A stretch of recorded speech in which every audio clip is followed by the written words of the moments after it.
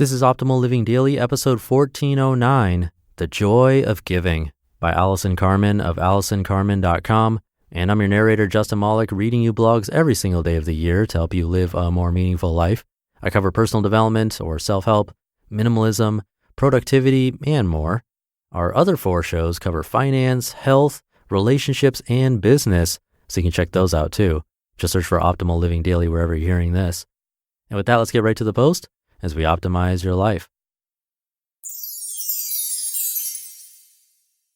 The Joy of Giving, by Allison Carmen of AllisonCarmen.com. Quote, "If we have no peace, it is because we have forgotten that we belong to each other." Mother Teresa.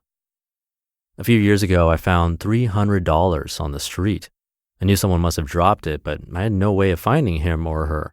I gave $100 to my friend who was with me, and I placed the other $200 in the side pocket of my handbag. For months, I walked around with the money in my handbag, not finding anything worthy of my spending those 2 special $100 bills.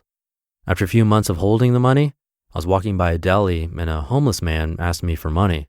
I paused and looked into his eyes, and I felt them pierce through my heart. It seemed like the perfect moment to use some of the found money. I asked him if he would like a meal.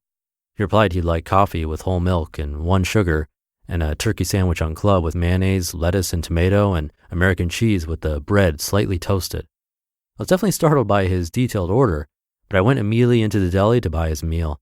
It was lunch hour, and there were several people in front of me. I was able to get the coffee with milk and sugar quickly, but needing the slightly toasted bread would be the barrier to my quick exit. I stood there impatiently the entire time, and it took about 25 minutes to get his complete order. I walked outside and gave the man his food.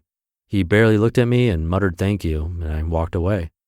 I was joyful that I bought this man lunch, but I felt slightly annoyed by his elaborate order and the time it took to get the food, and then by his muted reaction to receiving it. When I got home, I made myself a cup of tea with milk and honey and ate some imported chocolate. As I ate my elaborate snack, I realized there is no reason why the homeless man shouldn't want coffee with milk and sugar and a special sandwich. I thought, he is no different than me as I sat there eating my special chocolate. And how dare I ask if he wants a meal and then expect him to limit what he may want and how long it should take me to get it? Was I really saying I would help you as long as you do it within my boundaries and say thank you the way I want you to? The incident made me reflect on what is my intention when I give and how open is my heart. Most of us have enjoyed the act of giving to a friend, family member, charitable organization, or even a stranger. But I think sometimes, even though we are giving with the best intentions, we expect things to go a certain way or to get something in return. We may expect that people will receive our gifts, favors, or donations graciously, thank us in an appropriate manner, or that our giving will have a certain impact on an individual or an organization.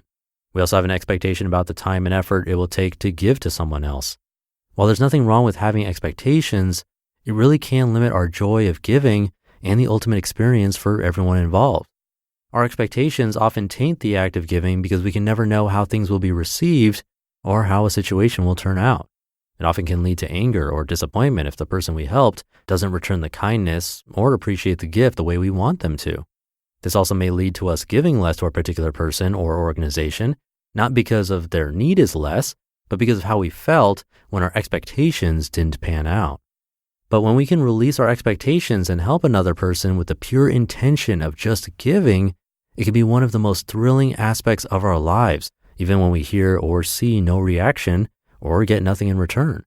Then we can just focus on helping another human being to alleviate some of their daily suffering or spreading some joy. I'm not suggesting that we remove all boundaries and let people take advantage of us.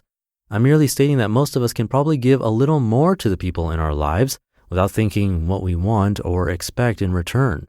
With a more open and giving heart, we can create a ripple of kindness and love in the universe, if even for just one moment. As Winston Churchill said, quote, "We make a living by what we get. We make a life by what we give," end quote. As I'm finishing this blog, my telephone just rang. It was an elderly lady that lives in my building.